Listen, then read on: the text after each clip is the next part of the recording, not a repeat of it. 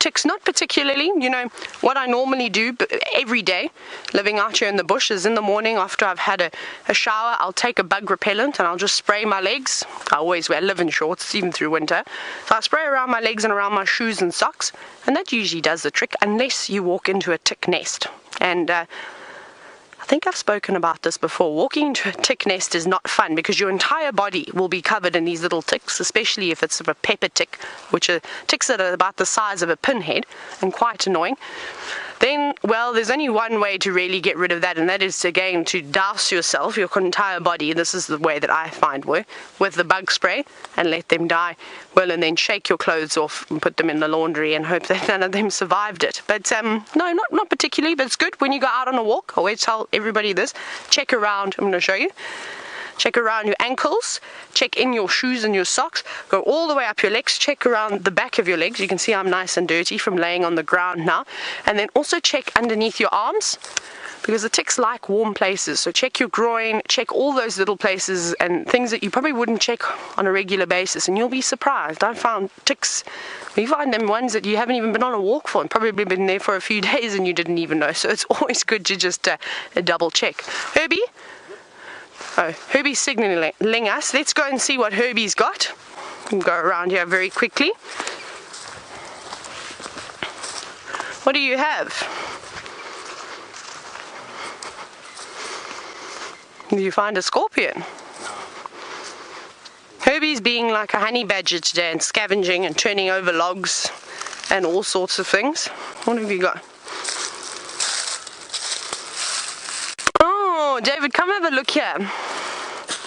You're going to have to climb in. I'm going to go around this way. Oh no, come back. It looks like an assassin bug. It's now disappearing. I'm not going to pick this one up.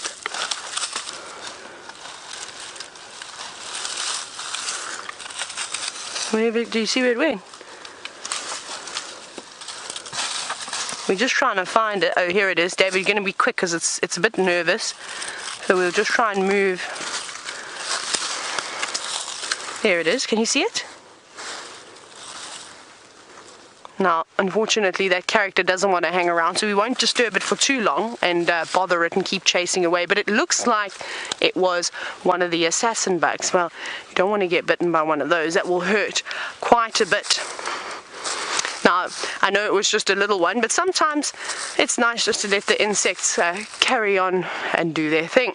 Now, I'm going to go and set up a game that I think the three of us out here are going to play, so I need a bit of time, and so I'm going to send you back over across to those lovely Nkuhumas.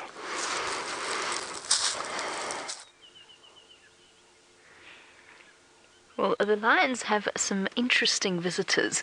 A pair of hooded vultures that have decided to be very, very brave, and as a result have attracted the attention of the ever-vigilant cubs. The cubs slowly but surely stalking towards them. Oh, vultures!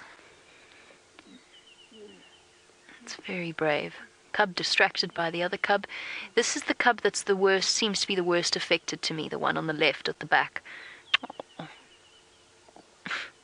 Still trying to play, trying to stalk the vultures. You can see the hip sway. Cute. Two innocent little cubs desperately keeping an eye on a type of bird that I don't think is going to be winning any beauty awards. What do you think, Liam? I think not. Oh, wow. Hooded vultures are incredible birds, and they're a very, very essential species out here in terms of the ecosystem. And they don't have to be pretty. They have to be functional. But they're not very pretty at all. Their bright blue eyes. When this one first arrived, it was flushed bright pink. Obviously from perhaps the exertion of trying to get into this area. You can see it's still retaining a little bit of the flush around the edges and around the neck. And those bald faces, perfect for digging in. Oh, no. Yucky. Eating lion scat. Affirmative, just myself. You're welcome to make your way. Sorry, everybody. Just had to chat on the Game Drive channel to let one of the other vehicles know that they can make their way in. So this is behavior we've seen many, many Gross. Sorry, everybody, for you. I hope you weren't in the middle of eating a meal, because that is bound to do some damage to your appetite. But it is interesting behavior. Oh, hold on. What's happening here? Oh. Why is she dragging? She's dragged the carcass a little bit further back. I haven't quite worked out the identity of the lioness that's been feeding. Amber Eyes has got up and moved off. She was the one lying in the middle of the road. Okay. I think we're going to need to do some repositioning. And it might actually help us to get a better idea as to what's happening. But because Mfumo is where he is, we might struggle to creep past him without disturbing him. So we might have to do a little bit of a loop. And just drive around quickly. It shouldn't take us too long. I don't think the cub's going to go racing after those vultures. Let's go and have a look from a different perspective.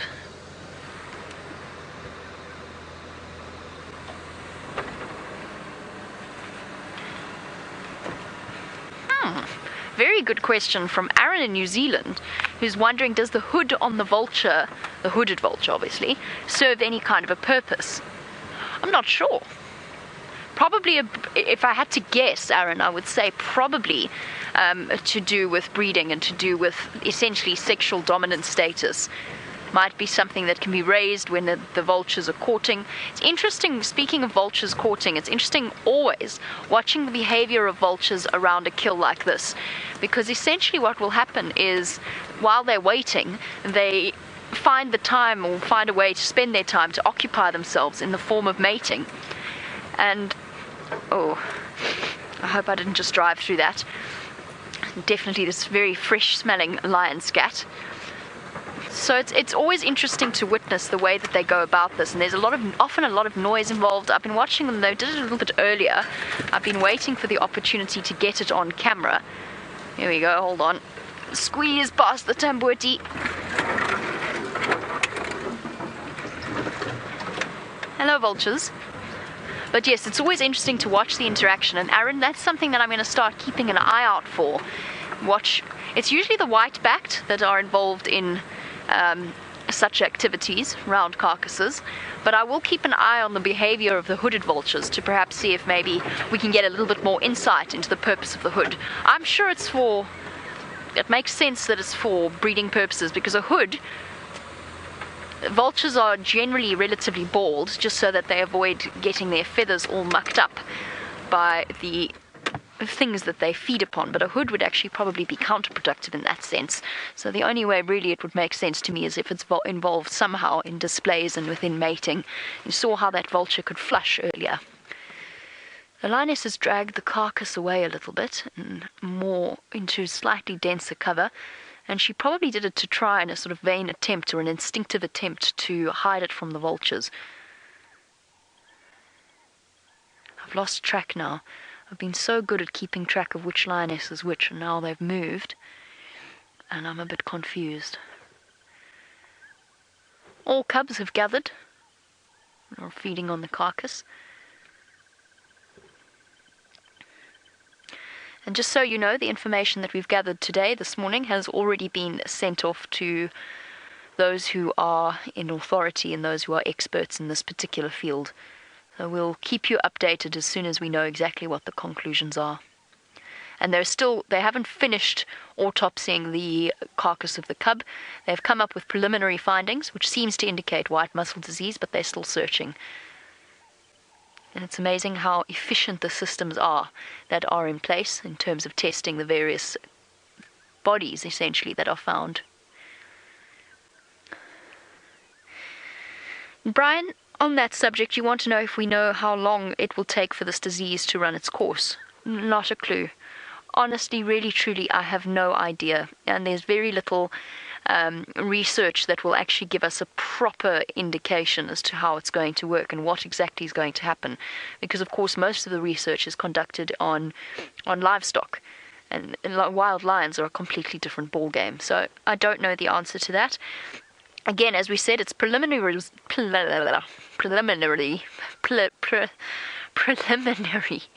preliminary results that have come through.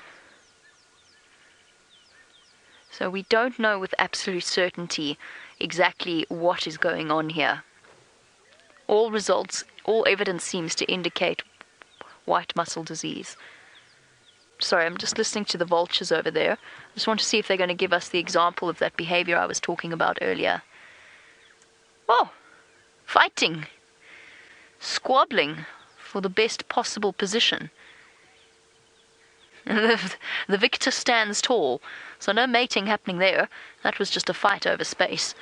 And they're probably all fighting at the bottom there. We might go and have a look in a moment at the carcass that's further north of us, just to see exactly what's going on. And to see how much of that is left. It's also interesting to me that the lionesses have let the vultures descend now. They haven't chased them away.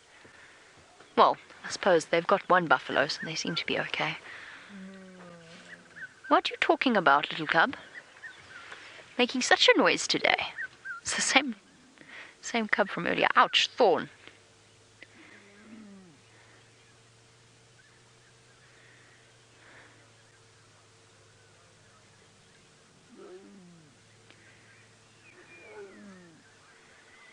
Very vocal today.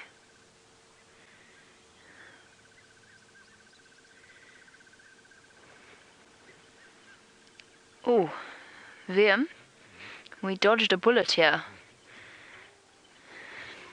Ugh. That was a little bit too close for comfort. In fact, so close that Liam can't even get a camera on it. I wondered why it was so smelly here. You've got to be careful in a lion sighting around a kill, because you never know when you might drive through what we affectionately term as landmines.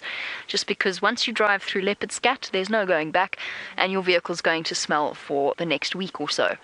But fortunately, that is something we've avoided. It applies whether you are talking about a lion sighting or a leopard sighting. I think let's head back across to James and the royal family.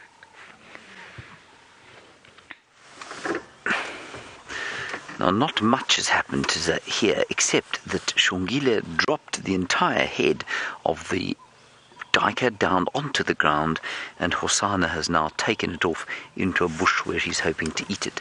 Let me just quickly move this aerial out of the way. There you go. Now I can hear what's going on the radio. Hang on a second. We might have to leave everybody. My radio is now working. Hold on a sec.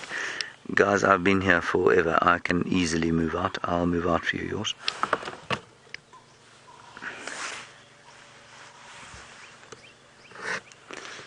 Okay, copy. I'll move out when Ephraim comes. And so there's Hosanna eating the head of the duiker. And up in the top, of course, Shongile and his mum is just around the other side. Now, I don't think we're going to be here for much longer. I think we're going to have to move out. And also because we can't actually go around to the other side and get a better view of them all, I think it's going to be prudent for us to head off and see what else we can see shortly. Anyway, we'll enjoy the last few minutes, and then I will quickly try round the other side and see if we can't get a decent view from there as well. But signal something of a premium in this area. So not a huge amount left. I think they will probably last here until the end of the day, and then I think they'll probably press on. Well, now that's a great shot that we're looking at now in order to address Tracy's question. Tracy, you want to know what the difference between leopard spots and cheetah spots is? Well, if you look at that picture, leopard spots are most traditionally considered like the ones on the top of the leopard there. So they're rosettes surrounding a little sort of brown or yellow or honey-coloured inner core, depending on the leopard that you're looking at. Then if you look at the leopard's leg, which it is now hiding behind a bush, of course, here she comes down the tree. The cheetah have only those spots. They don't have rosettes, Tracy. So those spots that you can see on the bottom of the leopard's legs there are the same kind of spots that a cheetah has. And there are lots of other differences, of course, but those are the main spot differences. The cheetah, of course, has a much smaller head, and there's very clear teardrops going from the eyes down to the nose. And astoundingly, I've seen publications really eminent publications mistaking cheetah for leopard, which of course is inexcusable. But really, once you've seen both of them, you will never make a mistake again. They look nothing alike once you've seen them both, Tracy.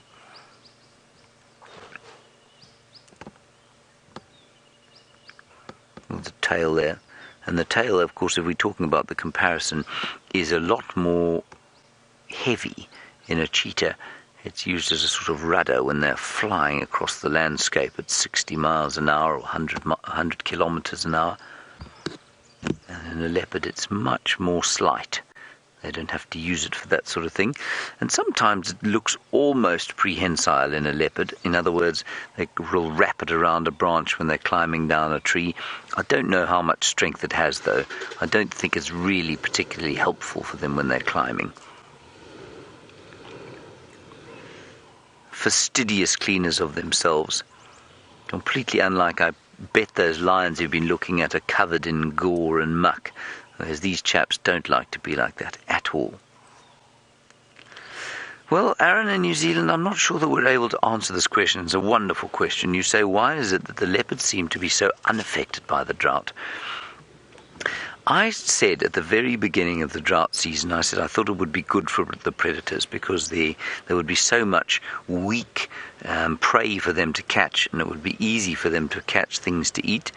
But at the same time, we now have that situation with the lions where they are just not well. They are in very poor health indeed. And Aaron, why have the leopards not succumbed to any disease? I know that you were talking with Jamie earlier about the variation in diet, that perhaps there's some kind of varied diet. That's possible, that's got something to do with it. You know, leopards have a completely Catholic diet. They'll eat birds and squirrels and mongoose and other predators, and they eat, of course, duiker and Steenbok and impala, and maybe that's got something to do with it. If I was to guess, Aaron, I would say that it's not so much the variation as it is what they're eating. Isn't that a beautiful shot of the little princess? Marvelous. Aaron, if we look at what the leopards have been eating largely during the drought, now, of course, we don't see everything they eat, but we do know that Karula has killed much in the way of impala during the drought. And so has Tandi, and so I think have some of the other leopards. And that's because the impala have been weakened, of course. But also, remember, impala are designed to be mixed feeders, which means they've eaten grass, they've eaten leaves, and they have the digestive system capable of dealing with those different foods. The buffalo that the Nkuhumas have been devouring, and certainly they've specialized almost entirely in buffalo. Maybe they've eaten the odd impala, we don't know. Those buffalo are not designed to browse full time. And they have been browsing almost full time. Oh, listen. Hosana's getting very cross with his mother. He's been extremely ill-mannered.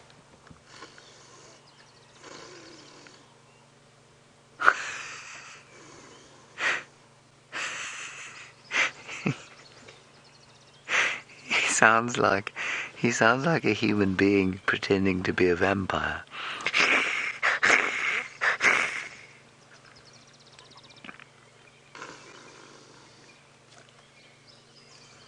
Nobody, his sister and his mother are not taking him vaguely seriously. They're not even looking at him.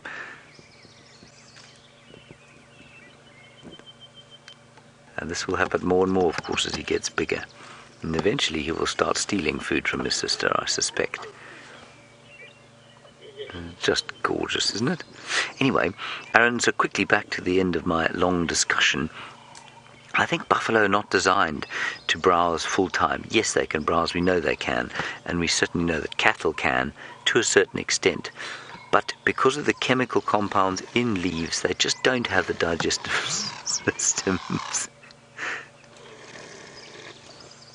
They don't have the digestion capable of dealing with those chemicals. Here goes Karula. I think she's going to get up the tree, Chandri.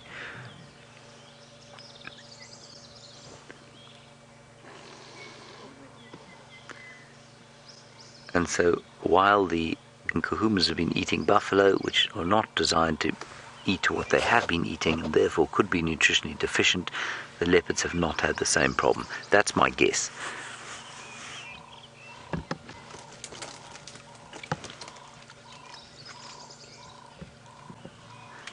She don't look like an aging leopard when she does that, does she? She's a fine, fine lady.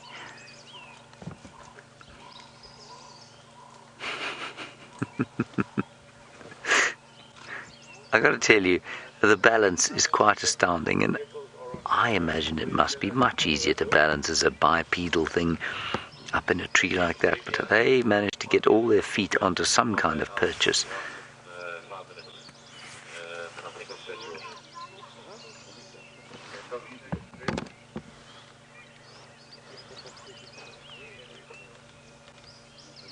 Oh, now Marie, of course, we're sitting looking at what is a lineage of fairly honey-coloured leopards, I like to say. Karula's lineage. Others are gold. Others can be indeed strawberry-coloured, well, strawberry-ish coloured. And then others can be black. And you're wondering about black leopards and whether they are related to these ones. They are the same species. They are just black. They do have spots if you look at them in the sun, and they occur in areas of very heavy forestation, where being in the deep shadow is advantaged by being much darker than they are here. So often you'll find them in India. You'll often find them also, I think, in Central Africa. They're much more common. There were rumours once of one around here, but nobody ever actually saw it. And there are pictures on camera traps of black leopards up around the Leidenberg area, which is up on the escarpment where there are forests. But it's exactly the same species. They can interbreed completely. There's no difference. It's very much like a black person and a white person. One is melanistic, has a lot of melanin in the skin, and one doesn't have any melanin or very little melanin. It's a very similar kind of difference. This is where a leopard's dismount tends to get slightly less than elegant. You can see the tail being slightly used. Look at the ear poking out there from the right. And down, that was much more elegant than I expected it to be. And just to further that last little bit of discussion that we were having about the diet and that sort of thing, we don't know what's going to happen to these leopards. Remember, those lions were in a fantastic state until, I don't know, maybe a week ago. I remember about a week to 10 days ago, I looked at one of the cubs and I thought it's very strange. She looks like her hips are showing, and that's very odd for animals that have been eating like they have. And then bang, within 10 days, the pride has been really devastated. Now we obviously hope that's not going to happen here. Oh, this is wonderful. One of the most beautiful things you can ever find out on foot is the caterpillar of the gambler. Now, I believe that this is the first dice moth caterpillar we have found this season. And I must tell you that this is the first time I have ever seen this beautiful caterpillar. I have indeed come across the adults before. And they're quite easy to identify because they've got 3 spots on either side of their wing, which of course resembles very much a dice. But they can come in various different colors. But I must tell you, when I saw this caterpillar, the last thing that I thought that it would turn into would be a dice moth, because really they look absolutely nothing like the adults, other than really the little orange part on the top of its head. But there's very, very little black and white on the dice moth. But isn't that just amazing? Look at the hairs. It almost looks like it's going to... It looks like a Broadway show with all the feathers that it's got attached to its body. Obviously not real feathers. And this all aids in camouflage. But that is just so incredible. You can see it just gently moving in the breeze that we've got coming through now. It's getting a bit chilly, eh, David? Look at those bright orange feet. This is just the most incredible looking caterpillar compared to what I've seen. The other ones that I really like are from the lunar moths. Their caterpillars are quite beautiful. Look how tiny they are. My goodness.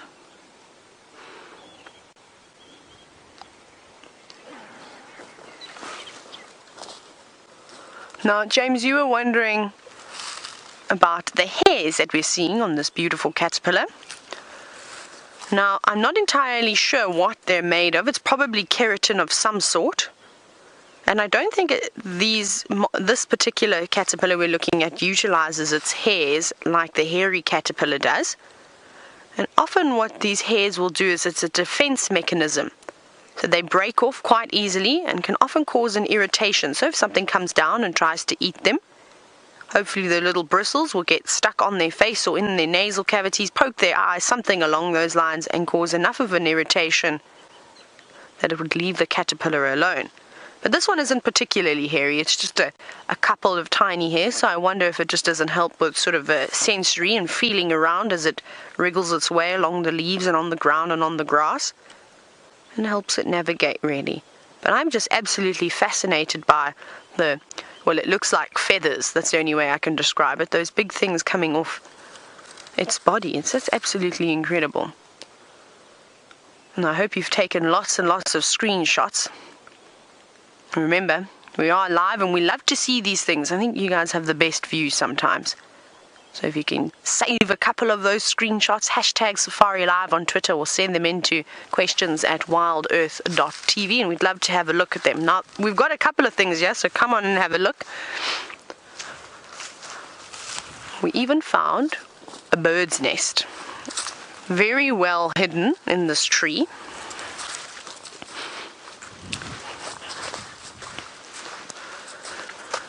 Actually, before I even touch it, just we have a look at there. Look how well hidden away it is. You see that, hey David? Nicely camouflaged. But I'm going to expose the nest. Now there's nothing inside it. Let me just move this one out the way. There we go. Look at that. Beautiful, hey? It's amazing. Look at the design. Looks like they've used a bit of thatching grass. You can see over here all the thicker stuff to line the outside. And then if I just pull the branch down and you look straight into the middle, look how they've used fine bits of grass and bits of twine to obviously make that nest quite soft. Now, it looks relatively old, so I wonder if this isn't perhaps a nest that a bird constructed last year.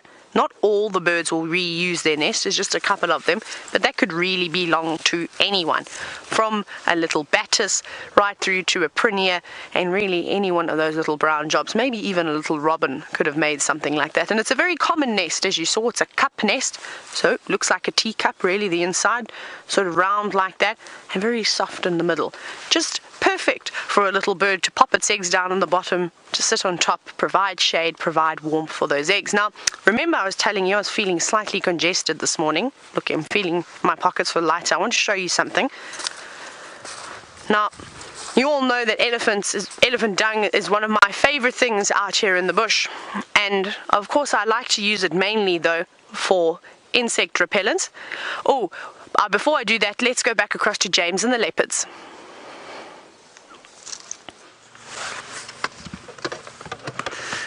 Shongile has come down to lie in front of us in the sand. The coolth of the sand give herself a nice clean. She's got the same furry tummy that her mum does.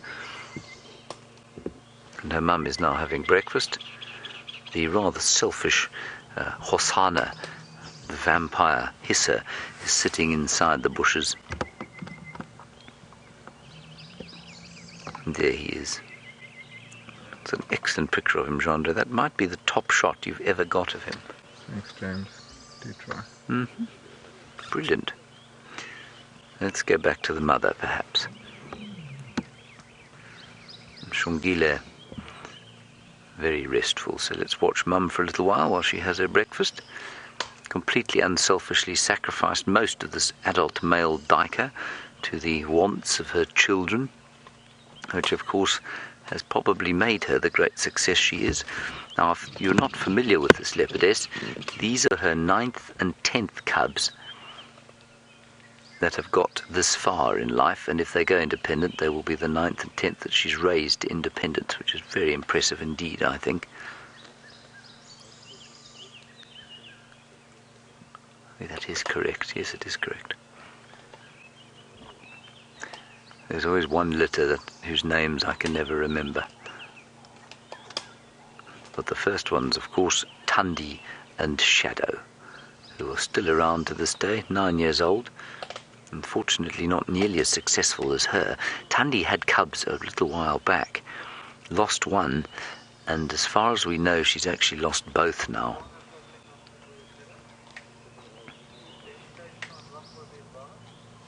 And one just doesn't know why. I think there's a huge amount of luck involved, but there's definitely skill too. You don't get as lucky as Karula has all the time unless you have a certain amount of skill. Perhaps she's that much more vigilant over them. Perhaps she's that much more skillful as a huntress. Perhaps she's that much better at hoisting her kills, being fastidious about that. Now there you can see the 4 spots on the one side.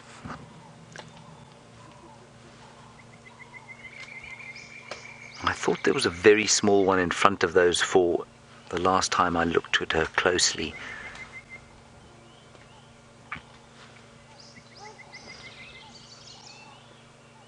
Oh, she's a lovely little thing. She's going towards little vampire now. Let's see what happens here.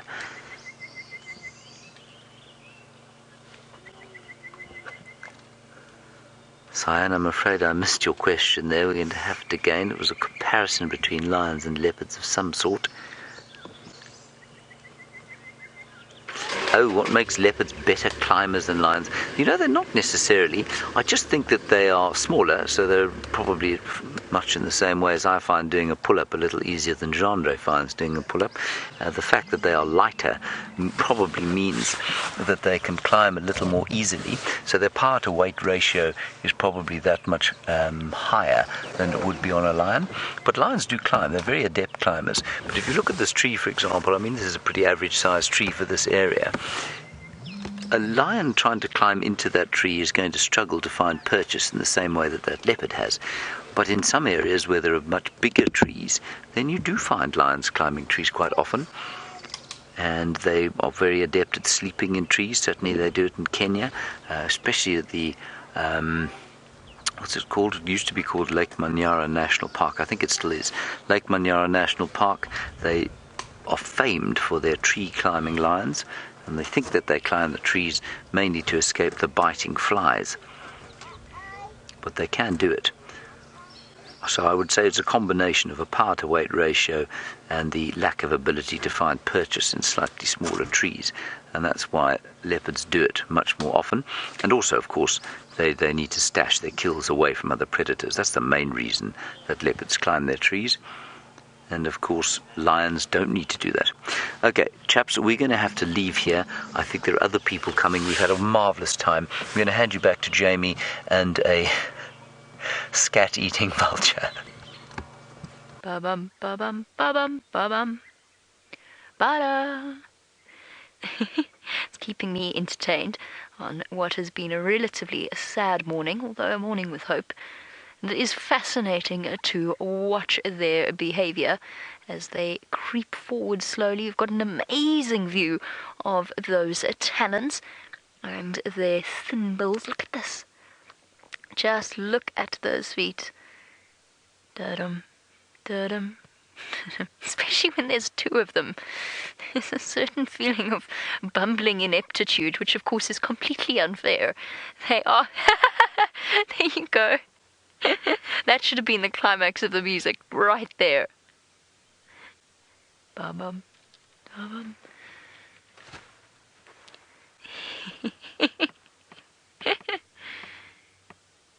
How brave are we feeling today? Da-dum, da-dum. Which way are we going to go? They've obviously finished off the lion scat that they were feeding on earlier. Nope, not brave. Nope, I'm gonna have a go at the other vulture just because. There's another vehicle coming, so they are going to move off. I said that it's a cause for hope as well, this particular sighting, and it is. The fact that the 5th lion cub is here is a very, very hopeful sign indeed. The fact that it has rained, that the animals are looking slightly healthier, that the buffalo are looking slightly healthier, is a really very good sign for our various lions. As I said, the preliminary autopsy results have indicated that it is white muscle disease, and I want to explain to you exactly where that conclusion was drawn from, just so that you have as much access to what we've learned as possible. Hi guys. Hi, are you okay there? Yeah. Perfect. Essentially, one of the big symptoms, sorry everybody, I just had to greet one of the other vehicles. Essentially, one of the big symptoms of white muscle disease is white muscles, hence the name, or the sort of unofficial name of nutritional muscular dystrophy. They, as I said, they're autopsied, one of the cubs. I'm not going to show you the pictures because they're very graphic, but all indications seem to suggest that that is the case. At least the evidence is pointing in that direction because the cub's muscles were white. In patches of white where it should have been. And you can see, you've seen carcasses many, many times. You're looking at a buffalo carcass now. You know what the meat usually looks like and what the muscles usually look like. And the fact that it was white in color, whitish yellow in color, is a very strong indication that the initial theory was correct. And as I said, I'm not going to show you those pictures because they are very, very graphic. But that is where we have drawn those initial conclusions. However, the vets and the scientists are not satisfied with just that. Oh, hello, yellow-billed kite just flew over us. I don't know if you saw that tail. Well done to VM for managing to catch that. I don't know if you saw that tail. It's a very distinctive shape. Very, very distinctive shape of the tail. That almost, well done VM, that was epic. It's a very sort of clear-cut junk. It goes like that. And we'll see now if it decides to land. You'll be able to see it closer, but it is a yellow-billed kite. One more time, just so that you can memorize that exact... Oh, that was unexpected. VM is playing games with you this morning. Ducking and diving. Oh my goodness. Did he just give Just basically flew right next to the other vehicle in the sighting. That was incredible. Look at that. Amazingly agile flyers. Sorry, we will get back to the questions on the lions in a moment. Amazingly agile flyers, and this is fascinating to watch. I wonder what it's after. They do scavenge occasionally, but they're more effective hunters. Those aerial acrobatics are astounding. Right, okay, has moved off. Yellow-billed kite. Now, Valerie, you wanted to know, Valerie's watching in Canada, you wanted to know whether or not this disease is painful in any way, or if it's just a weakness of the muscles. I don't know. Do you mind? I'm busy talking. All right, you finish your piece then. They've been so vocal. Sorry, Valerie, I'll get back to you in a second. Oh, I love those sounds. One of my favorite sounds of the bush. But the animals can't talk, Valerie, of course.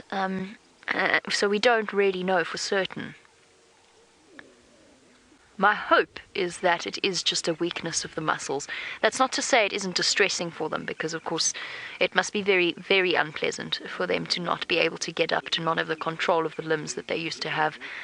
It's absolutely heart-wrenching for us to watch, especially because we have become so invested in these cubs and in their lives. Oh, which lioness is this now?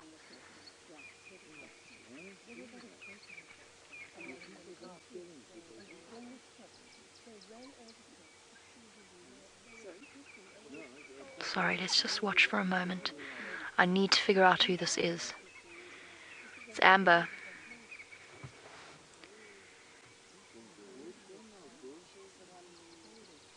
You recording, VM?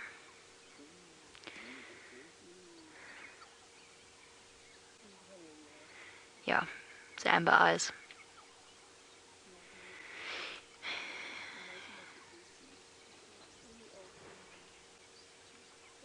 Oh, I'm sorry. It might be an injury from hunting 2 buffalo in one night, but probably seems very coincidental to me. It's cold today. Might be a stiff injury, but I don't think so. That information has already been shared, just by the way, with the authorities.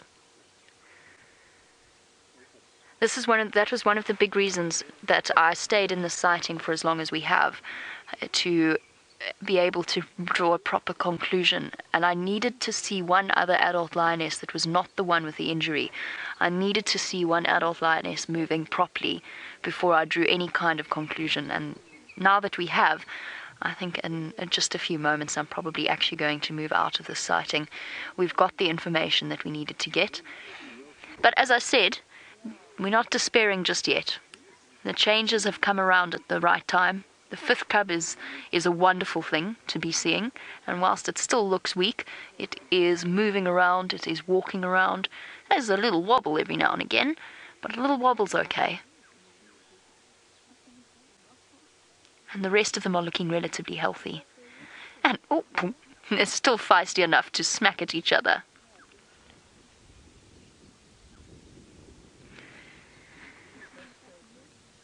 And Heather, in Minnesota, you want to know if there is a link between this disease and the mange. Also an option I've considered, also an option that I've thought about. Heather, I don't actually want to give a comment on that really because I'm not an expert. I'm not a scientist and I'm not a vet. I know the animals relatively well and I know a little bit about the science behind them, but I haven't spent the years training and learning about these different diseases. My suspicion, Heather, is no. But that comes, of course, with a caveat that there are so many unknown factors and I just don't know. But my suspicion is no. The fact that the Nkuhuma's mange was getting better, and it was getting better. They've almost fully recovered, particularly the older cubs. I don't think it is connected. However, did it weaken the cubs? Possibly. Did it make them more susceptible to it? Maybe. I just don't know, and I don't really want to speculate too much on that particular subject. I don't think so, though. However, the drought, mange, and this deficiency, they're both connected to the drought.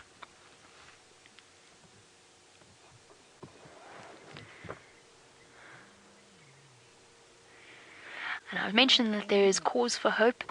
Liz, you want to know... Oh, what are you talking about now? Shame. I wonder if it's missing the rest of the cubs. It's possible. It's been calling all morning.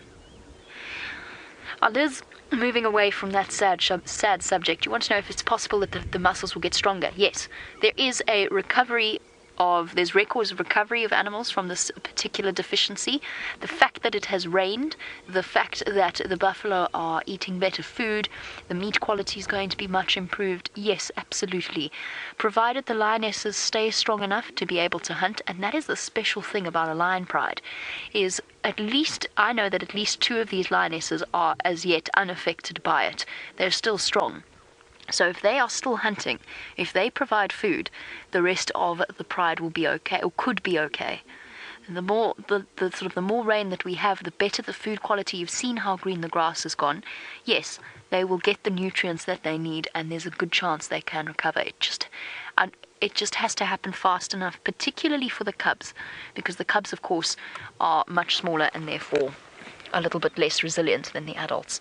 So fingers crossed. That's what we're hoping for. The fact that things have changed and that the rain has come and that the buffalo are looking healthier. I've got what I set out to search for this morning, which is footage of the adult lionesses and the way in which they're walking. We've now seen 2 of them moving about, and that was really why I wanted to stick around at this lion sighting until we could properly confirm everything that was happening. So now, I think we're going to move on. We're going to leave the lions to go about their daily morning business. We're going to move off and see if we can search for other things, perhaps that carcass. In the meantime, and Tayla's been very busy on bushwalk, let's head across and see what she has in store for you now.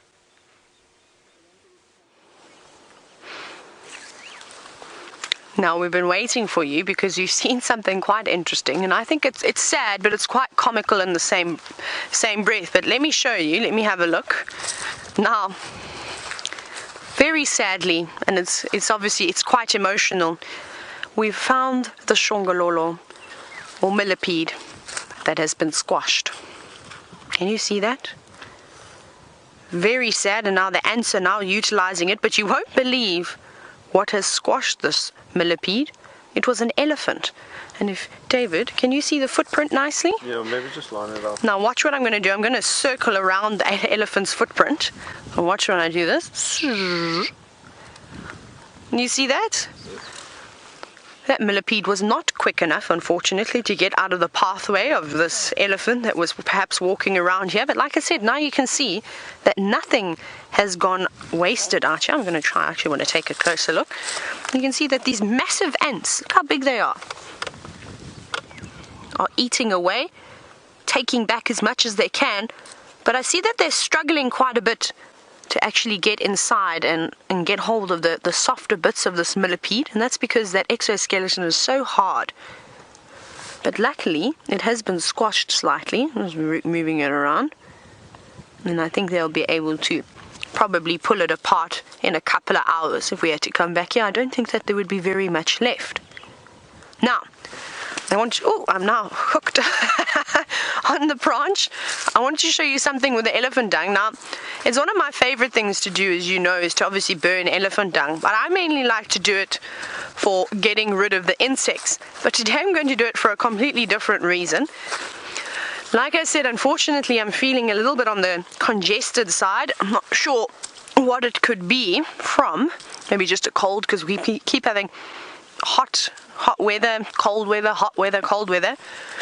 So something that you can do that my tracker taught me is that he said as a kid when he was growing up, he used to burn the elephant dung and actually breathe it in if he felt as though he was getting a common cold or a flu or something along those lines, or even just hay fever. And I wonder if it's perhaps just not the hay fever with all the flowers that are coming around. We'll try and burn it nicely though. Get some good smoke, because then I'm going to have to try and breathe it in.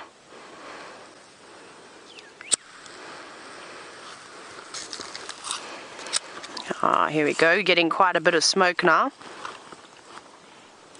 Right. I just want to make sure the wind doesn't blow it away.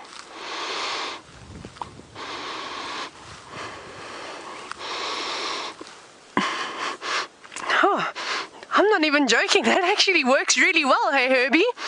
So I couldn't breathe through my nostrils about a couple of minutes ago. And it burns a little bit, but it's opened up my sinuses. That's incredible. Wow, I've always used to just take, everyone's word for it, and I didn't think that it worked that well, but wow. It's like, it's not quite a eucalyptus sort of smell, if you eat a chewing gum of some sort and it opens up your airways. But it's something completely different. It doesn't smell bad. It just burns a little bit initially, but I think I also put my nose a bit too close, and you just feel it going up your snout and up my snout. I often find myself referring to various body parts as the animal body parts because I talk about them so much. But that was really incredible. That's the first time I've actually done it. I feel much better now. I'm not so sniffly. But let me put this out before I set Djuma alight. We don't, of course, want to burn it down. We'll squash it into the sand, cover it with a bit of sand. That should do the trick. Wipe my knees off. I seem to be carrying around all the sand. Now, we haven't got far. We're going to play a game. So we're just going to walk towards the road very quickly. Herbert, are you ready? Yeah. So all three of us are going to play it. It's going to be quite interesting as David is obviously filming us, but we'll just pass him the equipment. But let's go. Now, Herbie, have you seen any good dung yet?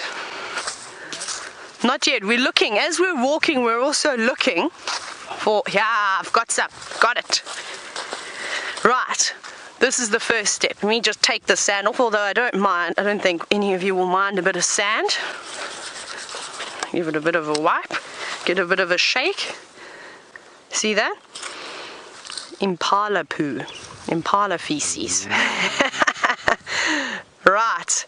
Herbie, let's carry on. Let's get to the road. We've got some of the ingredients. I'm just trying to get rid of the sand because it's not quite nice on your teeth. And the reason why, there's some bigger ones. I think we're going to use these ones rather. We need a bit of weight. Now, we're coming up to the road, and I don't know if any of you have ever played this game before. It's a game, though, that you grow up learning in South Africa called Bok, Drol, Spoeg, which basically translates to spitting antelope dung competition. And it sounds like a silly game, but I promise you the bragging rights, well, they're well worth it. And I used to challenge everybody when I was guiding down on the southern Sabi sand, and that was quite good, I'm not going to lie, but we'll see if the proof is in the pudding. The reason why we need to get to the road though, and as I say that I'm seeing lots of buffalo footprints, maybe they were just moving here last night. We obviously need the road though, so that we can see where the dung lands. So let's draw a line.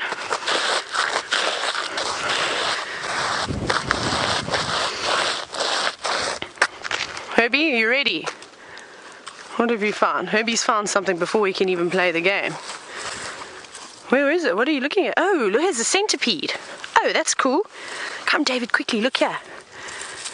I'm not going to touch this one at all. Oh, where do they keep going?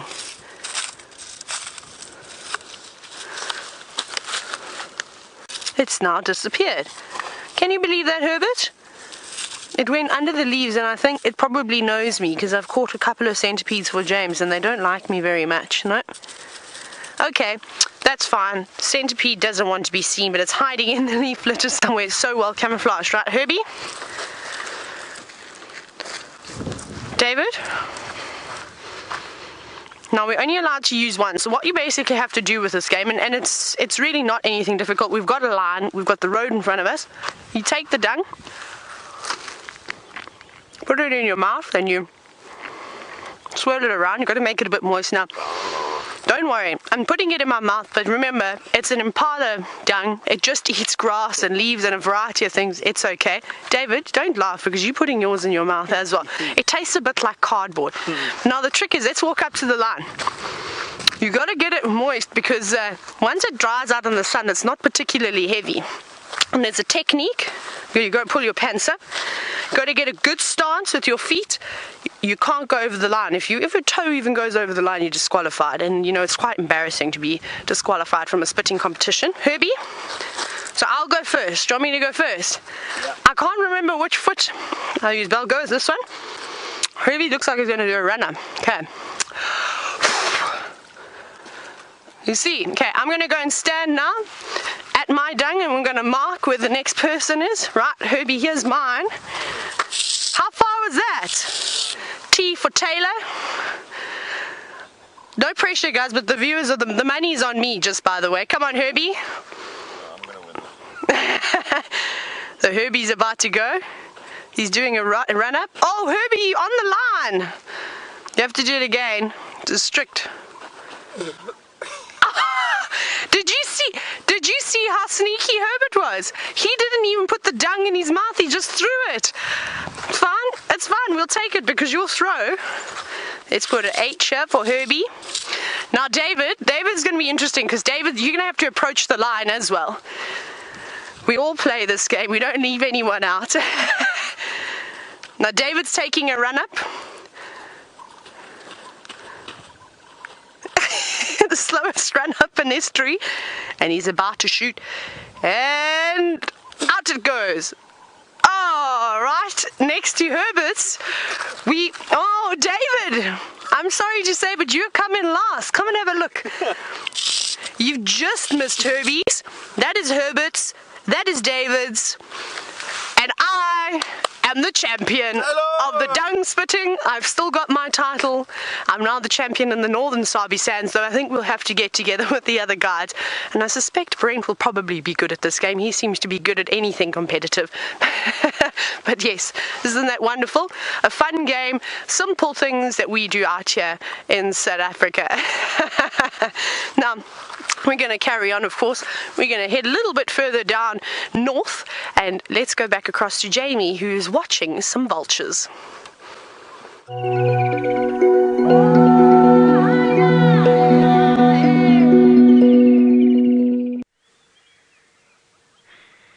And we are here with the second buffalo carcass that the Nkuhumas have been responsible for killing, and the vultures are having an absolute feast.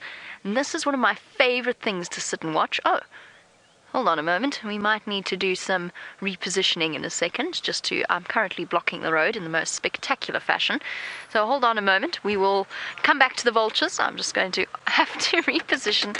They're hilarious to watch. Let me just see if Mike wants to stop and watch them for a second. Okay, he's going to stop here. so we can watch them for now. Vultures are absolutely hilarious to watch at feeding off a carcass. They fight each other, they screech at each other, and the sounds are prehistoric in nature. I'm sorry, I don't know what it is, but I can't get the pink panther out of my head. Maybe I just was thinking about it the other day or something, that it's so stuck in my head, but it's all I can picture now when I watch vultures. Especially that walk. You can see the aggression. They've got fiercely powerful beaks. Whoopsie daisy. That wasn't very graceful, Mr. Vulture. They're not graceful birds. They're very useful birds. They're very strong and powerful birds, but elegance perhaps is not their forte.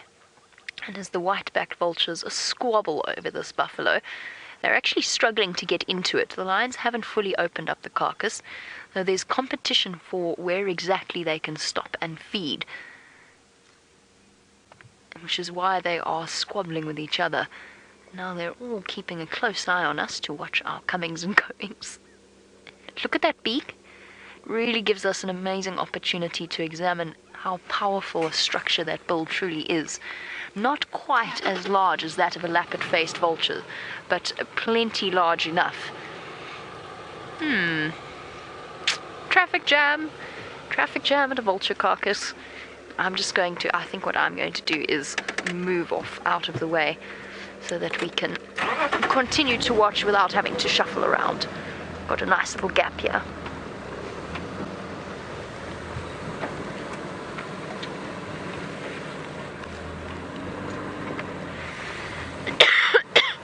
Excuse me. There we go. Here we go. Now we can continue our observation of the vultures without having to shuffle around. Amazing. Now, I don't know if any of you have ever had the opportunity to hear a full vulture call. And I'm going to, if you bear with me one moment, I'm going to try and find one for you. It is the most terrifying sound I think I have ever heard. It is a screech. It sounds like something out of Jurassic Park, and in fact, it is something that they used in the sound effects of that particular movie, in the same way that they used the sounds of elephants for some of the noises that the dinosaurs made. They've also utilized vulture screeches. And my phone is not cooperating, so you'll have to all go and Google yourself when you are finished with our live safaris to hear what a true vulture scream sounds like. We hear their screeches as they fight together, but of course you can. Sorry everybody, Tom just wants to scoot past. Good morning. Good, thank you. Enjoy. Good, thank you. Utterly prehistoric sounds. There we go. The vultures managed to get into a part there.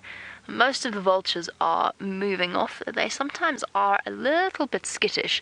If we were to sit here, which I'm going to do for a little while longer, if we sit here, they'll start to descend once again. They know that they're vulnerable when they feed, which is why you get that head down and then popping up every second just to check that nothing is attempting to ambush that particular bird. They also know the lions are not far, and they have no desire to become the lion's latest victim. I'm going to sit here for a little bit longer and see whether or not they come back and start their nonsense once again. In the meantime, let's go and find out what James has planned for his last half an hour of the sunrise safari. There, everybody, is the chocolate morph. Oh, it's not officially called a chocolate morph. I just quite like that term. Chocolate morph Wahlbergs. Eagle. And it's sitting there being bombed by a few fork-tailed drongos who've taken exception to having it there in their space. And it's an enormous black monkey thorn tree, actually. That's quite interesting. They're not very common, that size here. See him sitting there? And all around, we disturbed him. He was in a marula tree that was just over the road, and he took off and sat in that black monkey thorn. And as he took off, the squirrels started alarm calling, and then one or two mongoose started giving their alarms. So they're so aware. Every time there's a raptor in the sky, all of those little mammals start to alarm call. No, he's very peacefully sitting. Now, I think this is probably the one that lives down in the nest, which is on Twin Dams Road, and he and a pale form have set up residence there. There's the drongo having a go, and we just drove past there now, and there was somebody sticking its head out the top of the nest. Now, whether that was the female incubating an egg, or perhaps an early chick looking out, I'm not sure. We lost signal, and the head bobbed down into the nest anyway. And I suspect this fellow is out hunting for his cohort. Isn't that lovely? Now, they're not a big eagle. In fact, by far the smallest eagle that we get here. Probably only about, I think about 16 inches. Now, Betty, while we look at this and I confirm to you whether I'm telling the truth about its actual size, you want to know if the locals eat a lot of the birds here, because there seem to be a lot of large ones. No, there's not a huge amount of eating of birds like this. I think I turned the wrong way there. Sorry, Jean's going to be very cross with me. Is that better? Much better, okay. Betty, they're not really edible. You know, you'll find that a meat-eating bird is probably pretty disgusting to eat. I've never eaten one myself, but there's certainly sufficient in the way of chickens. But you can eat guinea fowl. They're around here. You can eat francolins. There are the ground-dwelling birds. You can eat grouse. You can eat quail. So it's more the small birds that you'd expect people to eat, not big eagles like this. Let's have one last look at him while I quickly look up his actual size, which I've done at least 784 times, which I just cannot remember it. Yeah, he's about 2 feet tall. The very big one is 2 feet tall. Oh, in fact, the booted eagle is slightly smaller. So 24 inches, 60 centimeters for a big Wahlberg's eagle. You find the females are normally slightly bigger than the males.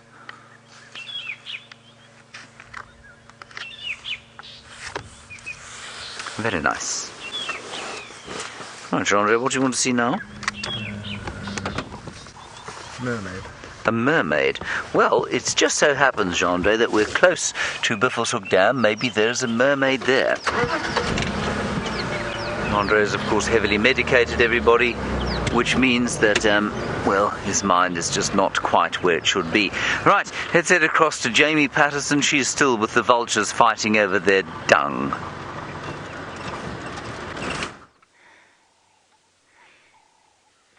The vultures are keeping us thoroughly entertained, if somewhat in a rather gruesome context.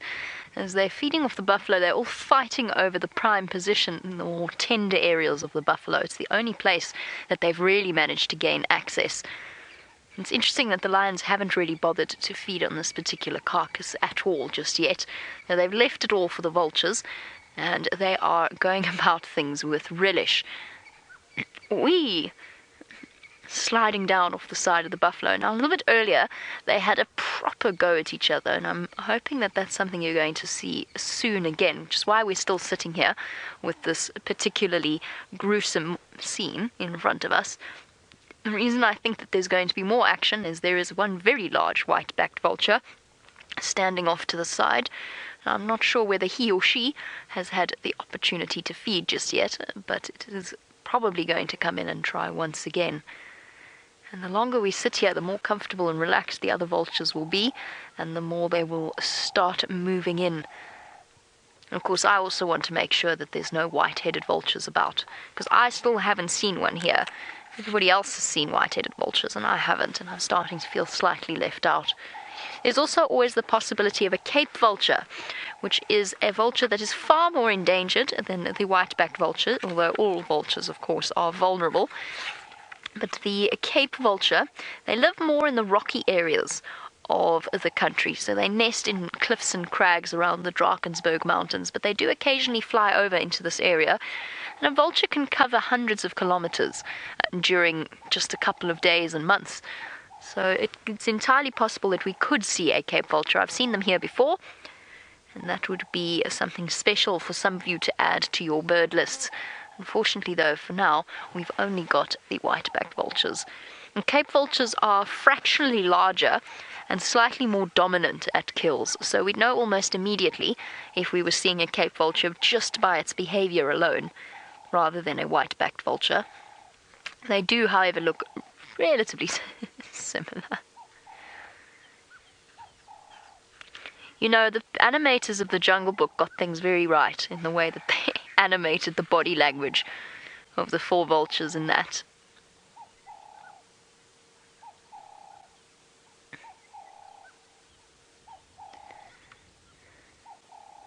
There we go. Things seem to have settled now. There's a bit of a scrap, but nothing major. Oh, incoming. Clonk. There's an audible thud there as that vulture landed. Now, when vultures are very hungry, that's when you truly get to see the massive conflict between them, and you occasionally get 50 to 60 vultures fighting and squabbling for position at a carcass. This is a relatively tame vulture sighting.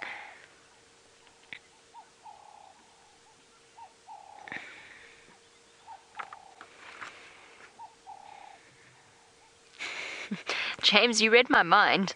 One of my favorite things to do, of course, when talking about bird calls is to do a literal reading of the bird calls of this area, as written by ornithologists in my bird book. James, I'm sorry to disappoint you. The description of vultures is rather sad. Not sad, just slightly disappointing and not nearly as amusing as I thought it might be. It's described as harsh cackles and hisses. The end. So none of the words put to it or anything as exciting as we have experienced with some of the other birds that we've read done literal reading of bird calls. For example, I can't remember which was the one that was so funny. I think it was the puffback shrike that had a click or something. It was highly entertaining. But no, the vultures is slightly disappointing. I also tried to get the call of the yellow-billed kite that we saw earlier, and it says similar to black kites. And black kites is just a high-pitched whistling, shrill whinnying. So there you go. Somewhat disappointed in my literal reading of bird calls this morning. Sorry, James. I did try, though. I did try.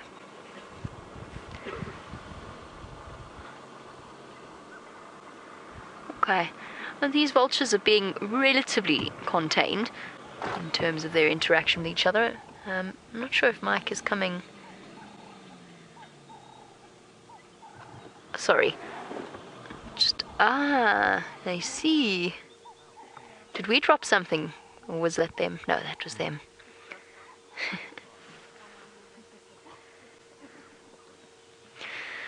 Our vultures, of course, whilst not pretty, form a very, very important function in the ecosystem that is the African bush. And that, of course, is the rubbish collecting service that they perform, essentially clearing away carcasses so that it contains or helps to contain the spread of disease. Now, Ruth, you want to know if they will feed off a carcass that is diseased. Yes, they will. Vultures have one of the most incredible immune systems in the world that make them resistant to almost everything that they could contract out here, including, evidence seems to suggest, including anthrax. So what often happens is they clear up the carcass, and that's a good thing, but occasionally the first thing, despite the look of them, they actually attempt to be quite sanitary birds. And so what they'll do is after they feed, they go and they wash themselves off in a nearby river or a pool of water, where they can actually clean away the muck from their feathers. And that, unfortunately, occasionally contributes to the spread of disease in the water. That's relatively unusual, though. So yes, they will feed on diseased carcasses. Other animals seem to have an uncanny instinct when they should not be feeding off a particular carcass, and they tend to avoid it, but vultures are not concerned by that at all. The difficulty is they can't get into the carcass properly. Their bills just aren't strong enough. What they need is a lappet-faced vulture, which is essentially the tin opener of the bush, with a far more solid beak or bill that they can actually use to rip open the carcass. So every vulture has its function. The white-backed and the Cape vultures tend to be sort of general feeders of the majority of the meat. But it is the lappet-faced that really, truly does an amazing job of breaking open the carcass with its massive bill. And then, of course, the hooded vultures come in between like toothpicks and get the bits in the middle of the bones. Now, Saturn, you want to know how long it will... The sound effects of these birds flying, it's truly astounding, that whoosh, whoosh, whoosh, whoosh. Sorry, Saturn. You want to know how long it takes a vulture to clean up a carcass. It really depends on how many vultures there are in the area and how many of them find the carcass. Once you get one vulture that has found the carcass, then others are guaranteed to arrive. They've got such good eyesight and they know where one vulture has gathered. It might be time worth investigating that particular spot. I've seen them clean and, well, we haven't actively seen it, but we had an Inyala kill not too far away from where we are now that nothing fed off, and the vultures cleaned it up in a day. The Inyala is a little bit smaller than a buffalo carcass. And then we've got that carcass at Buffelshoek Dam, which just goes to show exactly what the problem is where a vulture can't get into a carcass, because they've not really bothered to feed on that at all. They have fed on it, but they obviously couldn't get into the carcass in a way that was productive for them to stick around and to feed. Right, we're going to move on and leave our vultures to their grizzly breakfast. In the meantime, I'm sure Tayla has more thoroughly entertaining ideas for you on Bushwalk.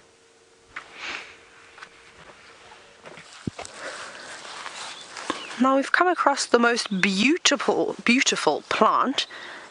And I think you've probably seen it before when we were just walking down into a drainage line, and it's something that I haven't seen for many, many years. Now this is called poison apple or gif apple, as it's known in Afrikaans, and you get quite a few different species. There's about 1,600 different species that occur all over the world, and about 50 of those species actually occur in South Africa. So there's different variations, and I suspect that the one that I saw down in the Eastern Cape, looked a little bit different to this. The leaves were a little bit more prickly, but still in the same Solanum family. Now, some of the plants are toxic, so you don't want to eat the fruits that they bear, and they get a nice big round green fruit, almost the size and shape of a jackalberry fruit, because you've seen lots of them, and they are green in color. But what I do believe is that what has happened over many, many years is that sometimes you can, if you've got enough of it, you can actually make a soap from the fruit. It's got saponins in it, so very much like the devil's thorn that I think James was showing you about how you can have soap from the leaves. It's got something very similar to it. Now that's it. Now we're going to go down into this drainage line and see what we've got along here. That's just a little story of the poison apple. And it's quite a large family, of course. Now, when you're coming down into drainage... Oh, sorry. Okay, so Louise has just fed a little question to me. Apparently a couple of you were wondering about the dung spitting competition that of course I won. I'm just going to claim that because I haven't won anything since I've really been here, so that could be my title. I suppose I'll have to make my own medal. Now, a few of you, thank you David, a few of you were wondering who won the dung spitting competition for the Bush Olympics. Now, it was apparently Hayden. He was very good, so I'll have to hopefully one day meet this Hayden chap and challenge him. But I'll need to do a bit of practicing. But I do have to thank my brother. While we were growing up, we used to play this game quite often. Now, we're coming down into this drainage system. Now, it's typically not an area that you would like to walk, especially at this time of the year, because of all the greenery that's come around, and it's quite thick. And we see leopards, we see lions, and we definitely see the buffalo like to move around here. Now, it shouldn't be too bad, though. It's a nice, cool day, so I don't think anything's going to be hiding and sitting down on the nice, cool sand. But in the winter months, it can also be quite dangerous. It's because often along these banks of the river systems or the drainage lines, it's usually the last bit of vegetation, and that's when all the animals will come around and hang around in these areas. But I think we'll be okay, so well, we'll take a gamble. But before I even go through there, look who just crawled over my foot. I'm going to pick it up. Let's see.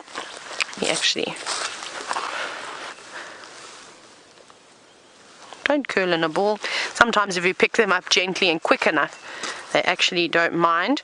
It's gone a little bit dormant, but I think it'll wake up now. And of course, this is a millipede that has not been squashed by an elephant. And it seems to be quite relaxed. I think it's quite interested. You can see I think it's sort of testing what hand lotion I've used today. Here we go. Now it's starting to wake up.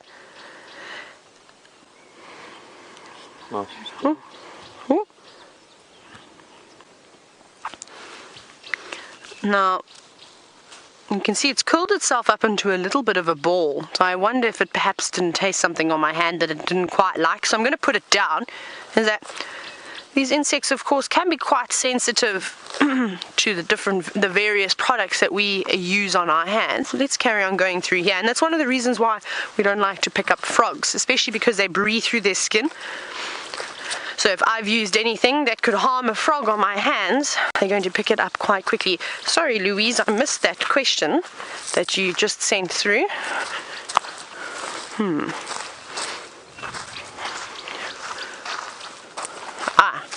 Now, Saturn, you are wondering if I've ever had a painful sting from something while wandering around in the bush. I have indeed. But I must tell you, I haven't been stung by a scorpion though, so we're just having a look and just checking, which is quite nice. I'm not looking forward to the day that I get stung by a scorpion, but what I have had is I've had a wasp land in my shirt and repeatedly sting me while on a bushwalk once. That wasn't very fun, and we were quite far from the lodge too. So luckily I had an antihistamine cream in my first aid kit, so that stopped the sort of itching, burning sensation afterwards. But other than that, no, I've been quite lucky, and it hasn't been too bad at all. But we'll touch wood. Let me touch this big knobthorn. Touch that. I'm a firm believer in touching wood. Now, we're going to carry on making our way through this treacherous drainage line, but I believe that James has found some elephants.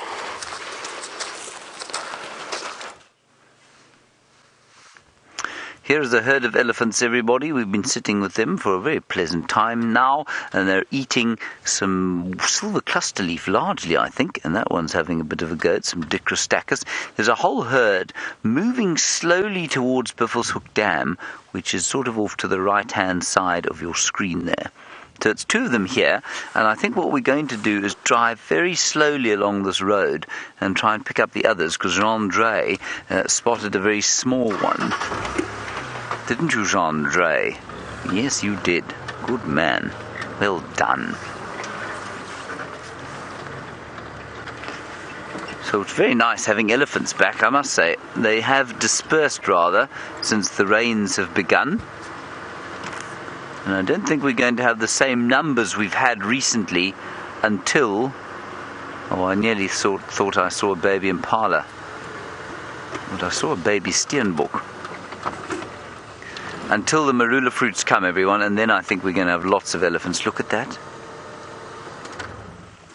Now, what's interesting about this is that baby was obviously born sometime during the winter, or certainly during the early parts of spring. Cool. Right, the elephants are just through here. I'm going to go... I'm tempted to go just straight to the dam. Except, no, there's one through here. Let's have a look at this one first, and then we'll go to the dam. We don't have a huge amount of time left. And there might be a few at the dam. These might be just stragglers here.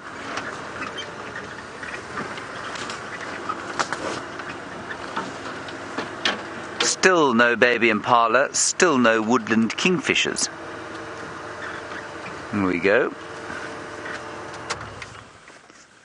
We'll just stop here for now. They're not eating a huge amount of grass yet, of course, because the grass is not long enough. Difficult for them to get at. It's not the best picture in the world. Let me try and move Jean-Andre into slightly better position.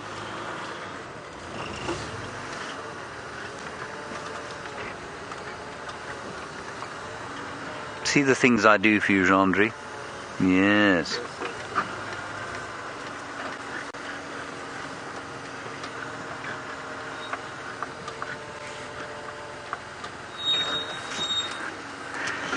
Kathy,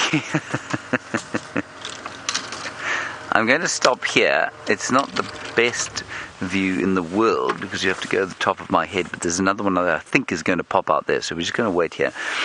Kathy, you say, do the cameramen ever get upset with the presenters driving? Jean-Andre? Only yours. only my driving, apparently, Kathy. I will tell you that is a foul and contemptible untruth. Certainly, I've never heard a word of complaint about Jamie or Tayla's driving. About Brent's driving, I've heard many. About my own driving, I've also heard many. But Jamie and Tayla, no complaints. Leo Smith has been known to crush the odd vertebra or two, especially if he's after some wild dogs. And I have been known not so much to do it after wild dogs, but basically I start daydreaming and then I bash into things. And that isn't great for the cameraman. So Brent and I, not great. Jamie and Tayla, blameless most of the time.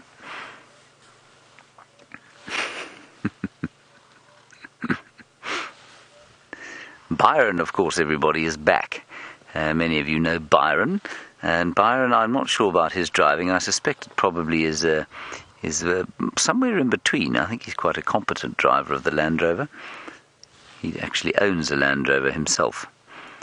That is because he is emotional about such things. That is the only reason to own a Land Rover.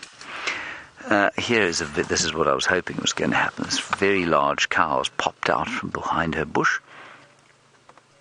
She's just giving a nice head nod. That head nod is not completely sort of an indication that she's just walking quickly. It's very much a demonstration of size when they walk like that.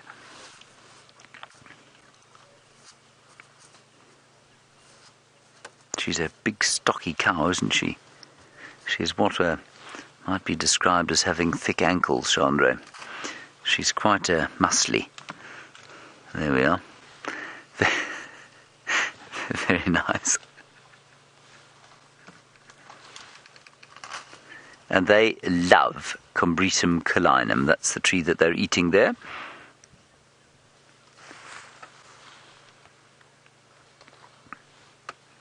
Oh dear, Paul, thank you very much. That's a very nice comment from you.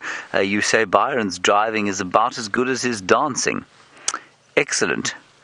Thank you for that. I shall tell him of that. Apparently we're going to head across to Jamie now. I'm not sure what she's got. We'll catch you in a little while.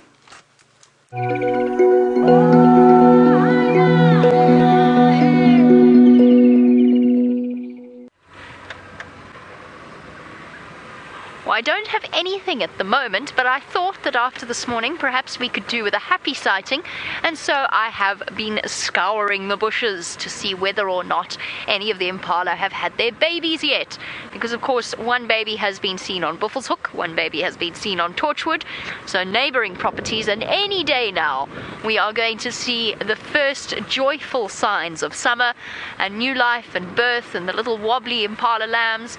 I should, just in terms of having memorized exactly where most of the impala hang out, we should come across a herd relatively soon, fingers crossed. And they're wild animals, so, it's not like moving around in a zoo and knowing exactly where you can find them. But they do hang around areas, usually. And I'm hoping we're going to get to this open area, and there's going to be impala for Africa, and we're going to see our brand new baby, and it's going to cheer us all up and put smiles on our faces. Oh my goodness. And good news is, it certainly feels like it's going to rain. The temperature has dropped considerably. I'm hoping. Come on, rain. Okay, let's just go check here quickly because we're running out of time on the sunrise safari. Aww. Maybe it's because it's so cold and windy. I was hoping that there would be some here. Oh, yes, no, he's definitely not going to have any babies. Well, it's not the first time we've made that mistake. I got very excited for a second. But I can, of all of the some things and maybes of today's drive, I can guarantee that impala is not going to give birth today, or indeed ever. And on that note, we have reached the end of our sunrise safari. Thank you all for joining us. Thank you for your support throughout all of this. It's been a bit of a sad morning for VM and myself, but we do thank you for joining us and for sharing in these moments with us. And on that note, it's time to say thank you to VM and a farewell and a thank you to all of you. I'll see you on the sunset safari. Bye-bye, everybody.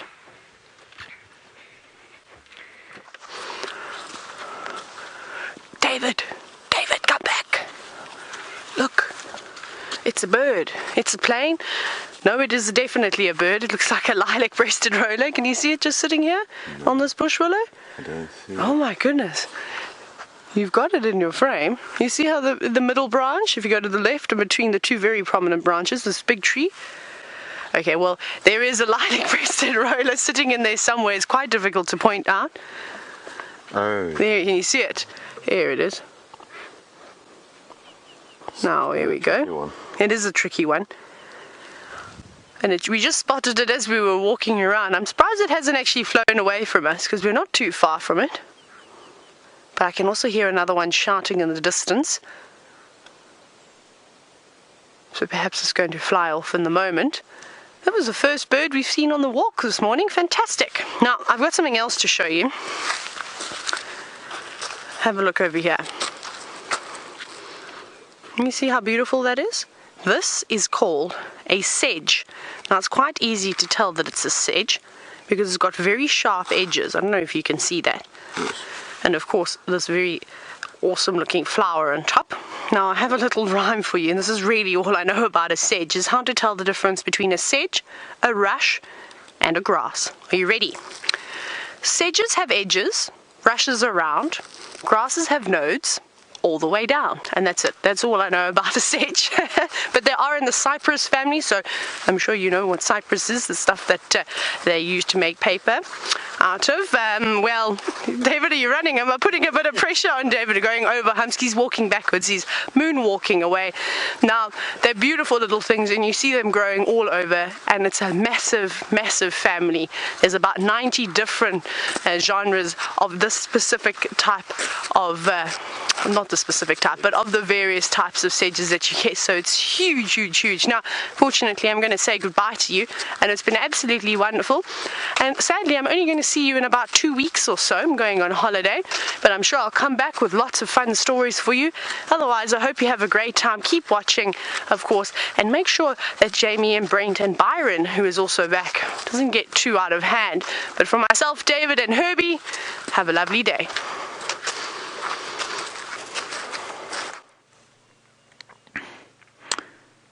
We're still here with the elephants, everybody. A very, very tiny little one, not that one, has just disappeared into the bush there. Not sure we'll get another view. A tiny little thing, probably only about maybe a week or two old, covered in mud, very entertaining. There it is. It's just coming out now. Just popping its head out. There we go. Tiny little thing. A young bull. You can see that by its rounded forehead. You see that, Chandra?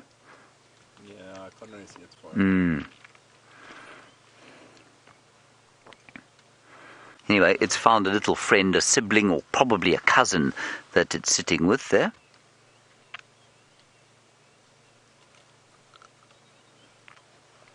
It's so nice to have the elephants back, but you know, let's appreciate them while we have them. They're not going to be here for very long. They'll be dispersed and moving around quite a lot of late. Anna-Marie, you're wondering about whether they seek out certain tree species that they find slightly more delicious than at other times. Definitely. And Herbert and I were discussing on walk yesterday. We think that they most certainly seek out medicinal plants, and he reckons that he's seen them actually seeking out similar kinds of medicinal plants that humans do. Now, that's completely anecdotal, but I think there's some method, or not method, I think there's some truth in what he says. I definitely think that they are able to self-medicate themselves on certain kinds of medicinal plants, so that's quite interesting. And then at different times of year, they will pick out different plants. And that's one of the reasons, as we were discussing menopause a little bit earlier on, and how leopards, for example, don't have that period of life. Elephant cows do. And that's because they need to teach the younger ones what it is that they should be eating and what they shouldn't be eating. And they do that continuously. And Liz, you're wondering if I'm going on leave soon. Liz, in fact, I am. I'm going on leave in about 2 hours' time. And I will be heading to the Far East, to Thailand. That will be fun. Just for a week, and then I'll be back again. And Baron, of course, will be taking over in my stead while we're away. We'll just take one last look at those gorgeous elephants. What a tiny little thing. All right, everyone, that is going to be it from us today. From Jean-Dre and me, we say thank you very much for coming on safari with us. We'll hand you... No, we won't. I wanted to say thank you to Tayla, of course, and Jamie on their respective vehicles, to Louise and Kirsten in the final control, and we will see you in about a week's time. Until then, stay safe and happy and enjoy.